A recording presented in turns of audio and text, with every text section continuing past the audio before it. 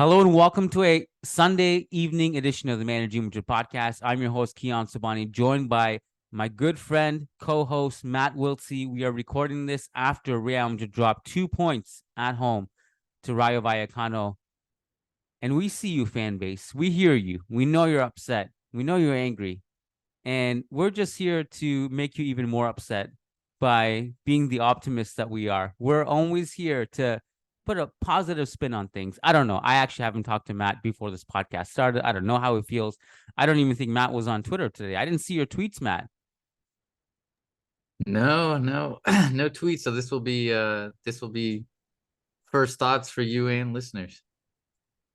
Well, this is such Real Madrid.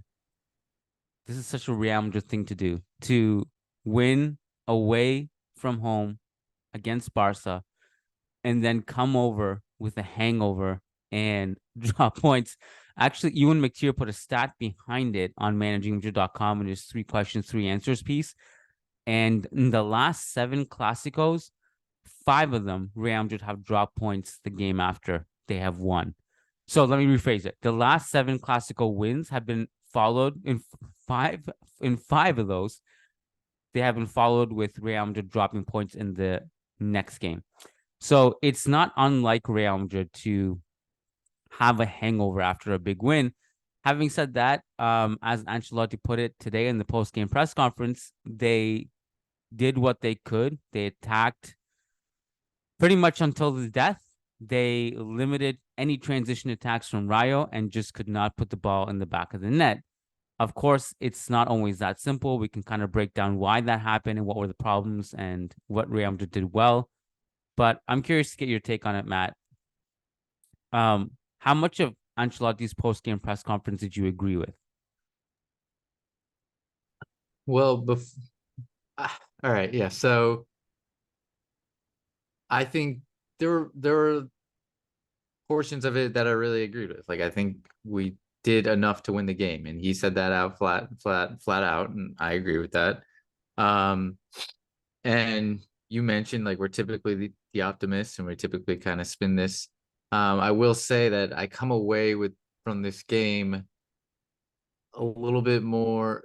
I feel like we've seen, because we try not to look at just the results, and I feel like we've seen, in just forgetting the result from this game, but just even the last few matches, maybe 3 or 4 matches, like seen patterns that are a little bit more alarming and frustrating. And I think that's where, like, yes, I think you play this game 9 out of 10 times, and I think Real Madrid wins it. But I'm starting to see patterns and see trends that are not encouraging. And I think we're getting to a point where, like, it's, yes, I don't know if you and I didn't have a chance to read his piece yet, but like one thing that goes through my mind after that stat about winning Clásicos and then dropping points the match after, like, I feel like there was really no excuse on this one because we had no midweek game, week rest.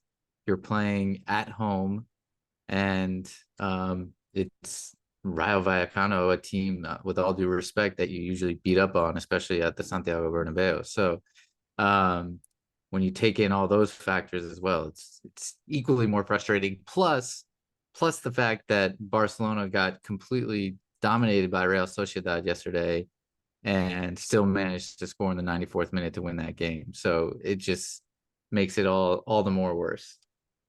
Well, the thing is, like you said, we are very process oriented in that we'll look at the result, but really we'll dissect what happened within the game and see what's sustainable and what isn't. So, for example, we spend so much time, even during that Real Madrid Champions League run, talking about we deserve to win, but let's look at how we won these games. How much of it was sustainable? How much can we copy and paste the fact that Karim Benzema goes to a superstar level? How much can we copy and paste the fact that Rodrigo comes in off the bench and scores 2 historic goals at the death?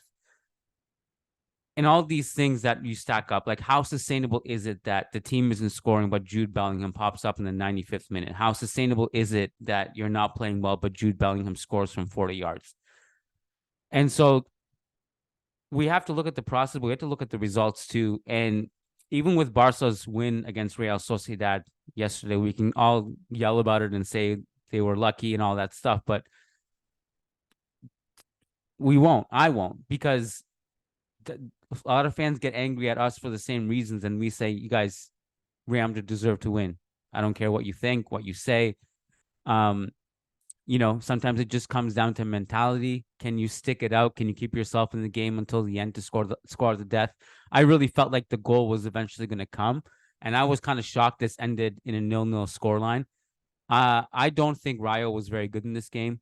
Rayo at away from home at the Bernabeu usually are pretty poor and usually pretty easy to rip through. We limited them to virtually zero transition opportunities. They had no chances today. Nothing. There was nothing that we could have done better from a defensive standpoint. I think defensively we were fine. I don't remember that if Kepa had anything to do apart from maybe catch a cross or something, or maybe have to make a pass out of the back, right? So on the defensive end, we were fine. Offensively, I would argue we were fine too. Our XG was 2 something, and we created enough chances. The problem is, as it's been all season, there's not enough goals outside of Jude Bellingham when he's not scoring. So that's where we are. So I guess the question is, how many times can we sit here and say we would have won that game 9 times out of 10? If we're saying it 10 times, well, maybe we weren't going to win that game 9 times out of 10. Maybe we just would have played that game 9 more times and still not have scored, or maybe have conceded a set piece or a transition opportunity. Let's be honest, man. Like, Jude Bellingham has masked a lot of what's going on, and unless Vinny and Rodrigo just pop into goal scoring form, we're kind of screwed. I'm gonna let you talk because I could go on for a while and I'm rambling. Yeah, well, to your point, like, I think you're spot on when you say you can't have this many 9 out of 10 games, and I think this game was one of them. And we see this every year. Like, there's always every year where there's maybe 2 or 3 games where it's just like the ball won't go into the back of the net for whatever reason. Some other keeper just plays lights out. It's just one of those games. But I think the one counterpoint to that is the point you just made. You can't have too many of these. And we had one against Union Berlin where Bellingham saved us in the 95th minute and masked it. This is another one where this has happened. And if that's already 2 within the opening third of the season, you have 6 or 7 of these that starts to cost you titles. And so, yeah, that's where you start to get concerned. And I think, look, we had the wiggle room.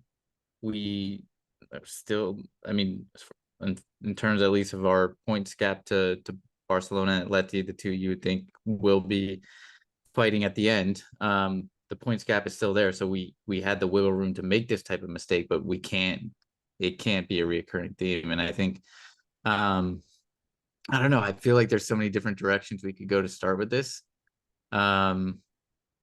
But I think a good starting point is that Fede Valverde chance in the 6th minute. Like, you look back at that, and that would have settled. I think that would have completely it's a shoulda, coulda, woulda, but it would have completely transformed the game. I think the floodgates would have probably opened after that. And honestly speaking, I thought Fede had a great game, one of the best on the field, but he 100% should be scoring that chance. Like, there's no excuses there. Fede needs to be taking that chance. Yeah, I didn't look up. I forgot to check Understat. So I'm going to check now to see how high that ranked on the XG chart. But, like, yeah, it kind of pains me too, because I thought Fede was fantastic other than that. Defensively, his ball winning in midfield was off the charts. One of the reasons why we were so impeccable defensively was because of him. Our right side was actually generally good. And something that Carlo said after the game, he said at halftime, we basically told the team to use the right side more. And that's something that I had noted too. Like, in the first half, Fede and Carvajal had a ton of room on the far side to drive the ball forward. And we had a lot of possession on the left side, and that switch was on, and Rayo were playing narrow and converging to that side. And we didn't see Fede and Carvajal as much as I thought we should have. But Other than that, so that Fede chance, we had two big chances. Fede in the 5th minute, 0.41 on the XG chart, and then Vinicius has a big one in the 87th minute. That was the header. Of course, that's also just not his game, like to head the ball like that in traffic. If that one had fallen to Joselu, maybe we're doing a little bit better. I Did guess the outside of the boot pass from Modric that Vinicius missed? Did that even show? Does that even show up? Because I don't think anyone got a shot off there. it doesn't show up because I don't think there was a shot. Yeah, That yeah. probably was even That's better probably chance. would have been our highest opportunity. That was probably the best chance other than those The two, I Fede. guess. But it Yeah. didn't even register as a shot. So that doesn't even show up on the XG chart. So if you got a shot off there, it would have been even. I mean, that's kind of one of the flaws on XG is that it only shows up if a shot is executed. But what like what could the team have done differently today apart from score? Um, Defensively, like we said, perfect. And I think counter pressed really well, kept Rayo just completely pinned. Um, I honestly, I look at Ancelotti and I know we're kind of skipping here, but I think he This made podcast is mistakes. already doesn't make sense Yeah. chronologically, so just do Yeah. whatever you want. All right. So, well, I think he made mistakes with his substitutions. And no, I'm not saying necessarily with personnel, but I don't disagree with what he said in terms of in his post-match press conference saying that like the team was playing well and I didn't want to make a substitution. Um, that's fine. Then roll with it. I think what he did was he started making he rushed all the substitutions and like within a 5 minute period and just did it one at a time. And I don't think changing the system, like I understand it with hindsight now it's easy for me to say that was a mistake, like going to a 4-3-3. But I could see in multiple build up plays throughout the game, and I like Joselu, so I don't want listeners to take this the wrong way, but I just think um you could see in multiple kind of phases of buildup where it broke down at Joselu. And I think if we just would have persisted with the same lineup and maybe put in Rodrigo, Brahim, even Arda Guler, push Bellingham up a bit. Like I don't know I think a little bit more of like a connector and somebody who can play in those tight, intricate spaces and work with the team. I actually think, and then rolled with the remaining same 11. I think it would have. I think you would have eventually broken the dam, and I think Ancelotti knew the team was playing well, and then I think he rushed the decisions, he broke up the rhythm a little bit, and I just don't think the personnel he went with and the changes he made were the right ones. I think, look, like I almost have to. I think we all know the situation with Joselu. I think we're all on the same page about him. None of this is his fault. He is a good striker to have off the bench situationally and or uh to play as a starter for a lower side. He's a Madridista. He works really hard. He's a little bit older. He's just not able to do anything really outside the box. He is a target, and so he's limited. There's not a whole lot he can do. I'll just share my screen really quickly. This is actually a similar problem that Rodrigo has had this season. In certain games anyway. This is Joselu here, completely disconnected from the rest of the play. So that's fine. I mean, it's not really his game to drop back and connect with all these dots here. But again, this is kind of like pick your poison, I guess, because Rodrigo is really good in transition, not as good as a target man. And then Joselu is a good target man, but can't really play outside the box. And, given that this was at home versus Rayo, I can understand the reasoning of playing Joselu in this game as a starter. It's not a big deal. That I don't have a problem with that, actually. But it is what it is. And there is some limit to Joselu's game. It's you mentioned Brahim. Are you a little bit surprised that after that last Palmas game, he just disappeared from the face of the planet? He just vanished, evaporated into thin air. Yeah. Yeah, I mean, in every cameo he's had, every substitution cameo, even when it's like 5 minutes, he brings something. It's a spark. I don't. It seems like from the outside looking in, it seems like Carlo Ancelotti just doesn't rate him for whatever reason, even though he has done well in the games he does play. Um, but yeah, it's a little bit, it's a strange one, and I think, like after this game, everybody, it's always the same thing. Oh, this is what happens when you don't sign a number 9. Like this is what should have, like this is you, but like the same old story. What I would kind of pose to the fan base and to journalists and to media and so on and so forth as like, do you think just where with the players we have today, do you think this squad is good enough to win La Liga? My answer is yes. I think the squad is good enough to win La Liga. Yes, it is. But I think it's with less margin of error than if we had a 9. Yeah, I can agree with that. But so with that, then a lot of it, if we both agree, and I think most of the fan base would agree that there's enough talent here and a good enough squad to at least win La Liga. I'm not saying go on and win the Champions League, but at least win La Liga. Then I think it's I think, and I think in this particular match, I think Carlo Ancelotti, like, hey, it's up to you to make sure you get the substitutions right and you get the systems right, and like you trust. Hey, if you thought it was going well and you think the team is going to break it down, then you don't have to make substitutions. Like you can run out the full 90 or wait till the 80th minute or whatever it may be.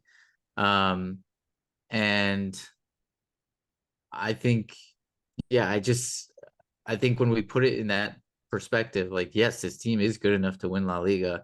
So let's stop talking about the fact that we didn't sign Harry Kane or number 9, and like let's talk about what this team can do to win La Liga and what needs to change. And I think the biggest thing right now, which we both agree on, is we need Rodrigo. Like the elephant in the room is Rodrigo and Vinicius. Like, and Rodrigo probably more so than Vinicius, but they are they are well underperforming, and we're in November now. Like we need them to step up. It's not like, oh, it's been a couple weeks, so it's been a month. No, like we're in November. It's time to step up. Yeah, we're in November. I think the Vinicius thing, we'll start with Vinicius. Yeah. Mind you, I actually thought he was much better today than he was against Barca. I like his Which still dribbling. isn't saying much. Well, just that his dribbling was much more effective. He had several good cutbacks. Um, but I do think I've mentioned this so many times this season. I mentioned it after the Clasico that blaming it on the system is a cop out. Look at him today. Everything he's getting the ball, he's on the left wing. Jude's playing in the left half space mostly with the ball. Vinny has the whole left wing to him. He has the target in Joselu.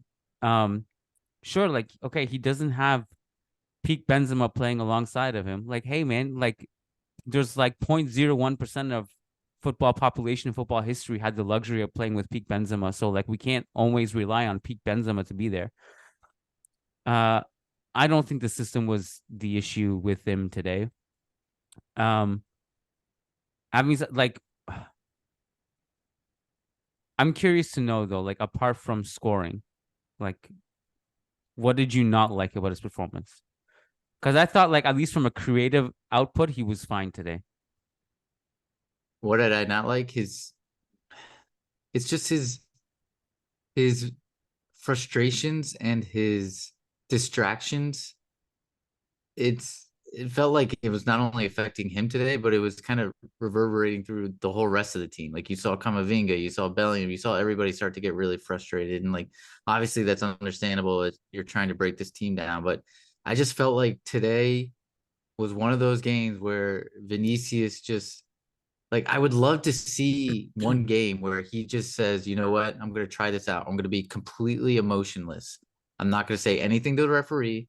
I'm not going to engage with fans. I'm not going to engage with coaches or players on the opposition bench or any opponents on my team. I'm just going to be completely emotionless. And let's see how it goes. And I know for a lot of players, I know like the Michael Jordan and others, that like being able to talk trash and like get engaged and like be and like just have that ruckus all around you like motivates you and makes you do more. But I don't know that it's effective for Vinicius. Every time I've seen him get all wrapped up in the referee and get all wrapped up in like other players and stuff like that, it's not effective for him. The games where he's at his best is like you're not even thinking about that. Like it's just not a factor in the game. He's not talking to referees. He's not distracted. And I think for me, that's the biggest issue. Like, too many times he's going down looking for the foul. Too many times he's getting into tussles and giving away cheap fouls.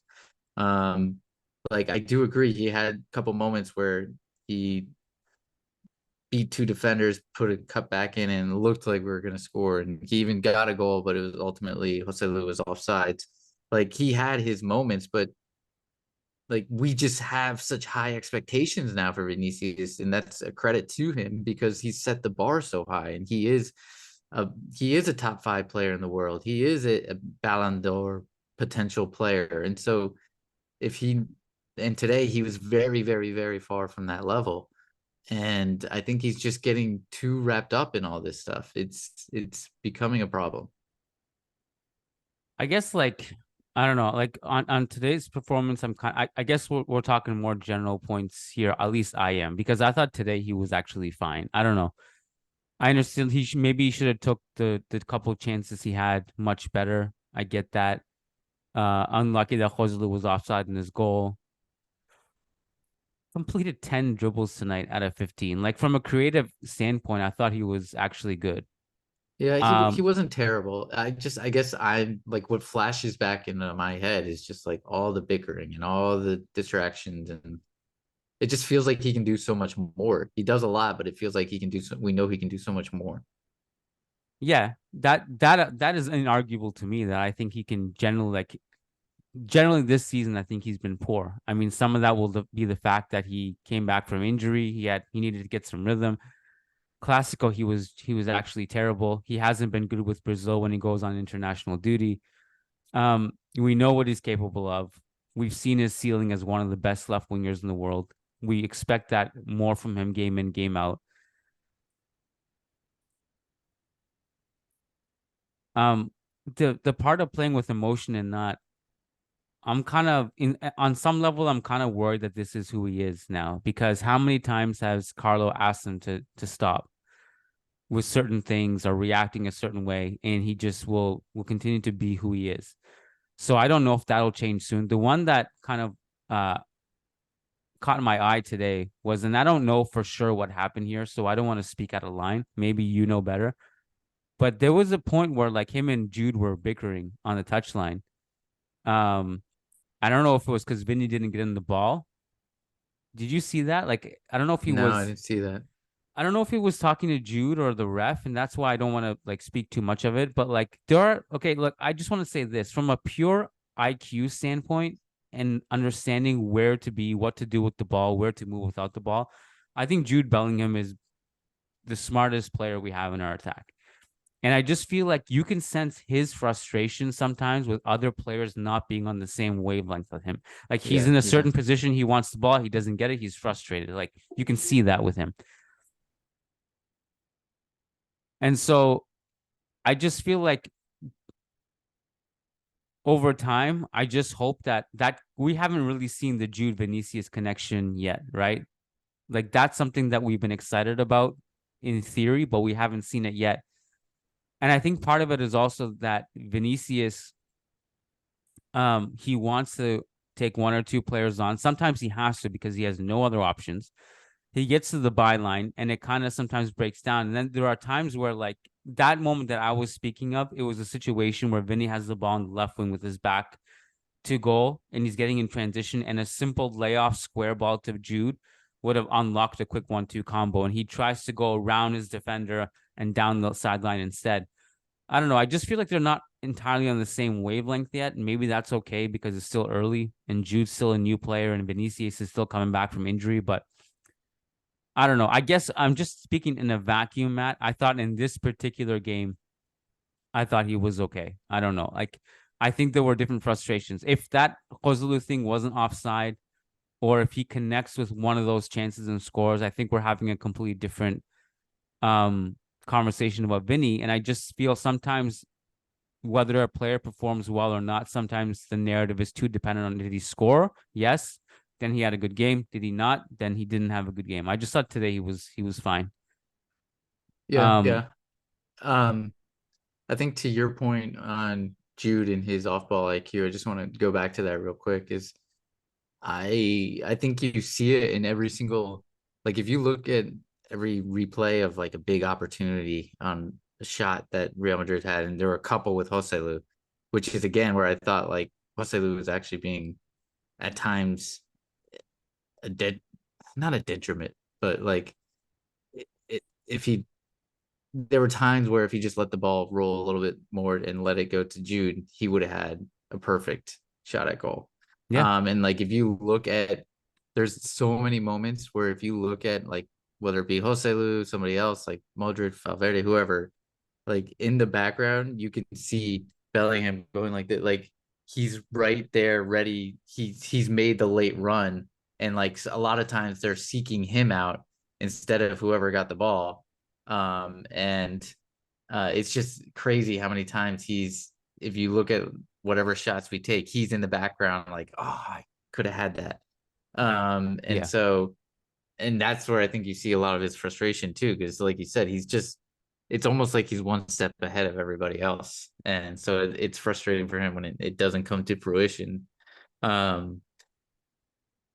yeah, I agree with your points on Vinny. I think they're fair. I just think there's so much more he could be bringing to the table, and it's been zooming out not just on this game, but on the last few months since he's returned from injury. He really hasn't had that many great games, and just hasn't been the Vinicius of old. And I don't think it's the system. I think he's basically playing in the same left wing position as you mentioned, especially since now that Jude's playing more as like a left midfielder, and Vinicius has basically no defensive responsibilities and has a link up partner in Jude.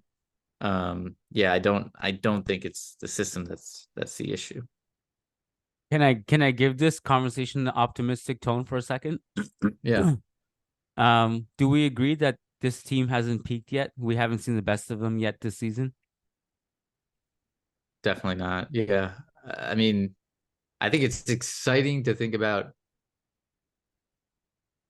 when if we can get Jude, Vinicius, Rodrigo like all peaking at the same time.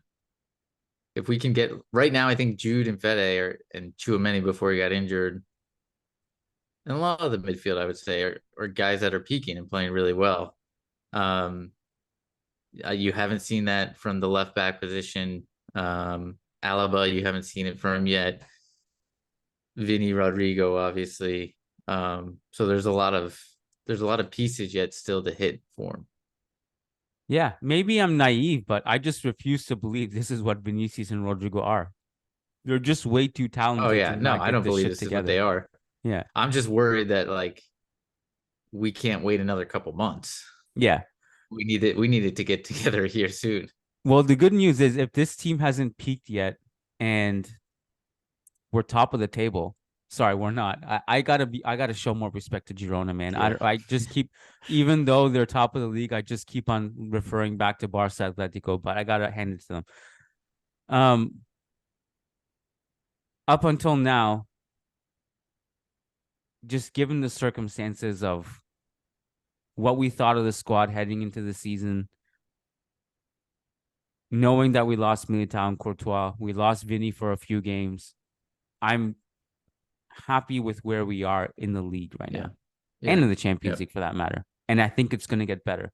What did you think of that lineup in the second half? I mean, I know you didn't love the subs, but there was a brief period where we had Vinny, Joselu, Rodrigo, and Jude all on the field. What did you think of that?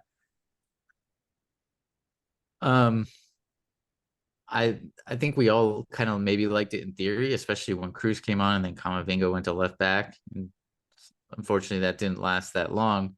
I think we all liked it in theory. Um, but I just don't think this was Joselu's game. Like I think this was one of those games where it wasn't going in for him. He was kind of um getting in the way of things really. And I would have liked to have seen us stay with the same system and maybe put on different players. Um, and I think when you like, if Ancelotti admitted himself that the team was playing well, when that's the case, I don't think you kind of go to the break glass and you say, all right, now change everything. Um, because that's gonna break up your rhythm. That's gonna break up the system. It's gonna be harder for the team to get going again. And I think we kind of saw that. Like even after the subs, we tried to make a run for it late, but there really wasn't that many chances. Like we didn't really create that much after those changes. No, we didn't. I mean, there was like a flurry of things happening. I mean, but the big ones were again Modric outside the boot to Vinny, then the Vinny header. Um, And so that was when Modric was still on too. yeah. Who I thought Modric played well. I thought he had a really good game. Again, I don't think you're gonna get any criticism for anyone in midfield, defense.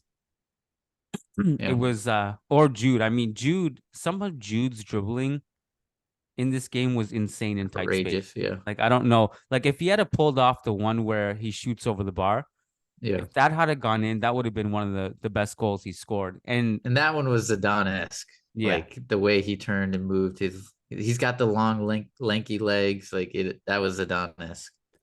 the thing with like if he scores things like that, and obviously he scored that crazy goal against Barca, the equalizer. Like that's what I mean, that's why you pay those guys the most money. Like the guys who can just do stuff that no one else can do, it's worth Yeah, so much. yeah, Because not only if a goal like if he had scored that one, for example, it would have also unlocked the game. And you could have, instead of been talking about a 0-0, you would have could have been talking about a 4-0. All of a sudden the floodgates open. Vinny has more yeah. space. Rodrigo's entering in a different game state. You get an Arda Güler debut. Yeah, Goulier comes in. Um, I do want to go back to Fede for a second. Again, apart from that, the quite frankly, like that big 5th minute chance, it was a poor finish. But like I didn't feel like he really knew what he wanted to do. Did he want to place it? Which side did Yeah, he want to place it on? It was a poor shot. It was great to win the ball, and his pressing was very yeah, good in that. But I thought outside of that, Fede was awesome, yeah. He and was amazing. like he was carrying the ball full sprint and also tracking back full sprint in like the 90th minute, like as if it was the first minute of the game. And I just really liked Fede's performance in this game. I also really liked our right side in general. Carvajal had another good game too. Carvajal had some really good passes into the box. Interceptions were good. That one through ball he had to Vinny in transition was good, but I was just shocked that Andre, the Romanian right back, Yeah, actually beat Vinicius in a foot yeah, race. I was shocked to yeah. see that. I don't know if I guess I didn't know anything about this guy. He was making La Liga debut. He was 25 years old. Yeah. He actually got cooked by Vinny mostly, but that one sequence he did well.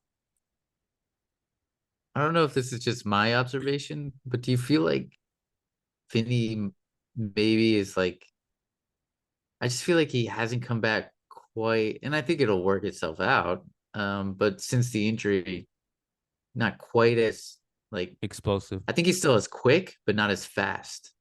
Um, and I don't know. I think it'll eventually work itself out, but I feel like I've noticed that. I don't know if it's just me or if it just feels like he's not quite like in a full on sprint like that, not quite as fast as you would be normally accustomed to seeing. Well, I also feel like fatigue has to factor in.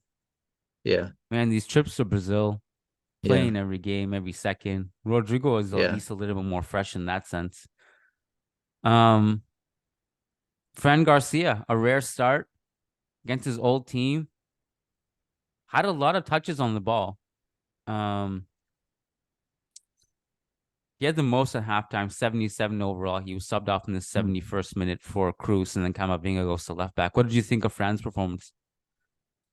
Um, still, I feel it still feels like there's so much jitters in his game, and I'm kind of getting like he's got the talent. We know he's got the talent. We've seen him play really well for a club like Rayo, but obviously it's a whole different ball game taking that step up to Real Madrid. And I just like think about that pass he gave away in whatever minute was early on in the first half. Like he has those mistakes in him quite a bit. And I think it's really down to nerves. And I feel like we've seen it before. Like ER Mende is always the one I think of just a player who mentally he had the talent, but mentally could not handle playing for Real Madrid at all. Um, and I just hope that's not Fran Garcia. Like I hope he can work through this and become the player we know he can be. But there are definitely kinks to his game, and I think it just feels like it takes him a second longer to make a decision, make the pass. Um, it's just not as fluid as it is with other players, and um, yeah, I really like him and I want to see him succeed, but I haven't been impressed so far. If you're gonna start Fran Garcia, it's at a game in a game at home versus Rayo Vallecano. A lot of his touches were actually pretty inconsequential. Like for a player who had so many touches on the ball, there's not many notes that I had on him. Um, I actually feel like he was looked off a few times. Like he's making an overload, and Vinny just used him as a decoy and cut inside. I don't know if he has the full trust of his teammates either. Yeah, That's the other thing. yeah. He did have that one underlapping run that Jude played him that through ball on. Right. And I actually I know he's obviously more comfortable on the left, so he cut left rather than cut toward going towards goal. I think that actually hurt his Mm. goal scoring opportunity rather than if he would have gone more centrally with his touch.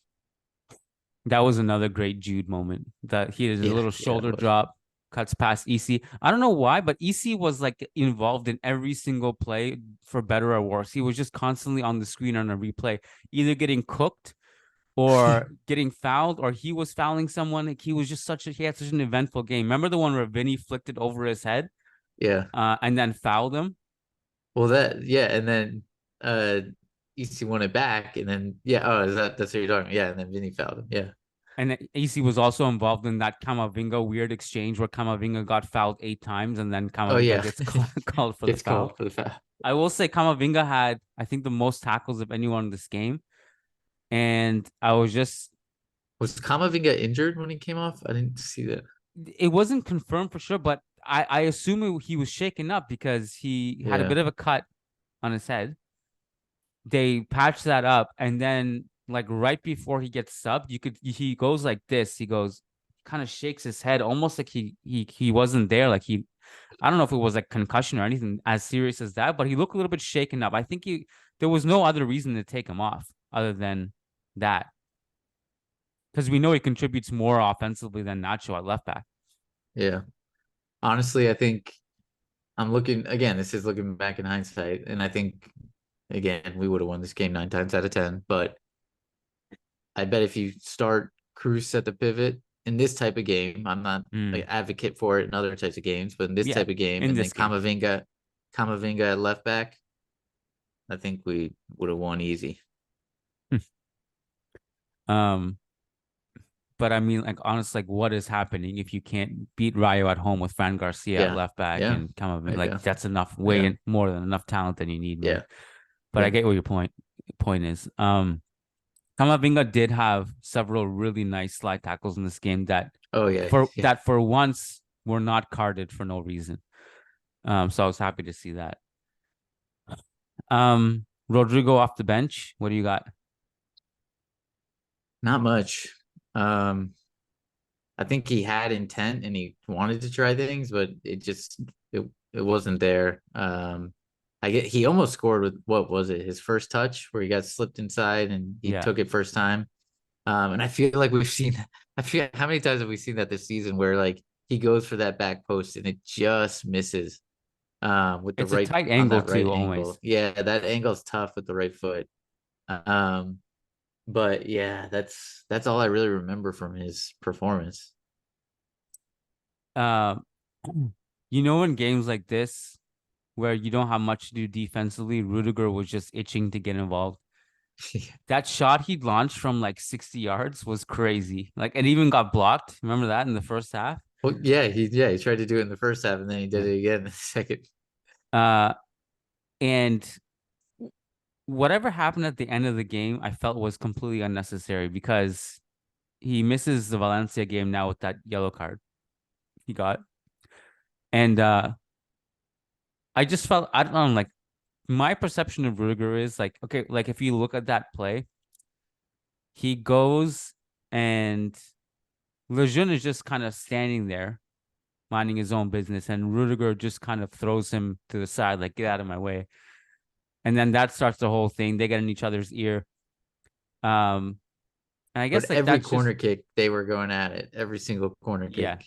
And yeah, there was like a span where we had like 6 corner kicks. And that's maybe one thing where we can criticize the team is like if you have that many set pieces in a game, even the one Cruz took late, like that Alaba connected with, yeah. like that was too far deep into the box. Like it needed to be.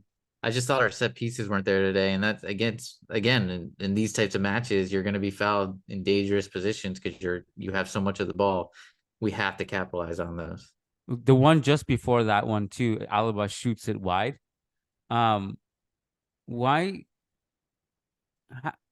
I've never seen Jude Bellingham take a free kick or a penalty or anything. Is he that bad at it? Like, is he worse than any of what we're seeing right now? Can he shoot a free kick? Can he shoot a penalty?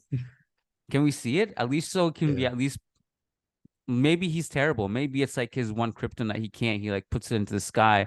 At least let us see it so we can go to sleep at night comfortably. Like yeah, all I'm thinking about is can we let Jude Bellingham, our best player, take a free kick or something?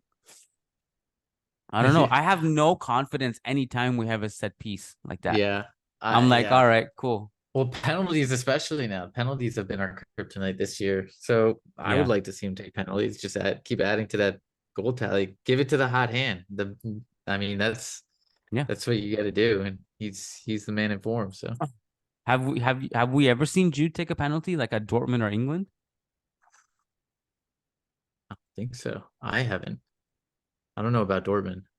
I don't think not for England. Yeah, I don't know. Jude Bellingham penalty goals. Oh, that link didn't work. Anyways, maybe I'll try to find it.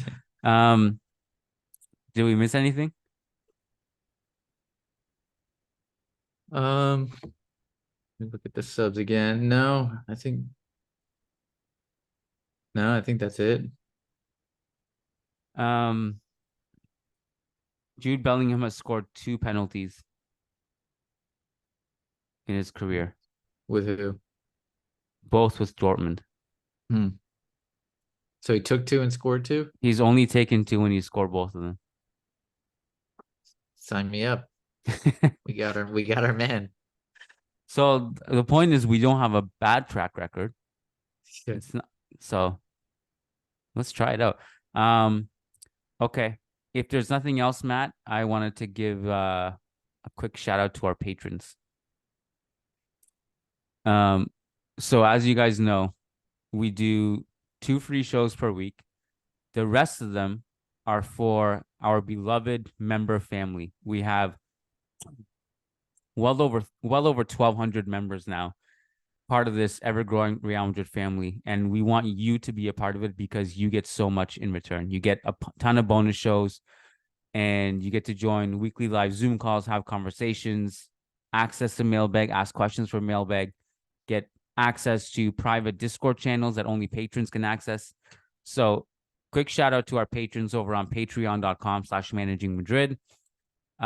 If you're a member, you get access to all of our shows and other benefits. If you pledge $10 or more per month, Not only do you get access to everything, you also get guaranteed responses to your questions, and you get a specific shout out on the podcast. So shout out to these $10 plus members as follows: Brandon Alvarez, Willie Reed, Will Sousa, Wamik Jamal, Tobias Arroyo Botcher, Tahmid Kalam, Sushank Damala, Sujai Wani, Somanchu Singh, Sheikh Hatiri, Sergio Arispe, Santos Solorzano, Samuel Lee Justin, Samer Z, Sai Mohan Sasi Kumar, Rishi D, Phoenix, Peter Powell, Paulo Fierro, Patrick Diafati, Oscar Barrera, Nicholas Moller, Nick Ribeiro, Nelson Mazariego, Endaba Halabangana, Naveen Babu Ramush Babu, MJ Diego, Michael Zinberg, Marin Myrtle,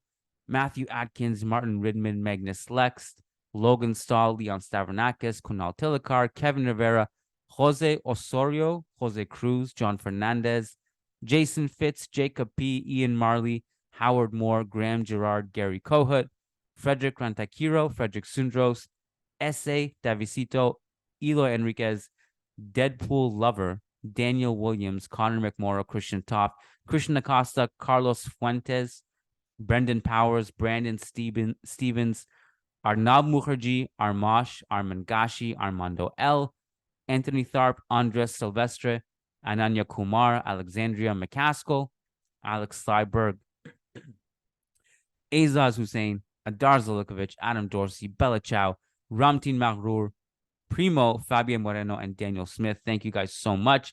We've also now opened up YouTube memberships. So if you can't access Patreon in your country, you can still get the same content and rewards by clicking the membership tab on YouTube. Matt, I did want to tell you that I did finish the Beckham doc finally.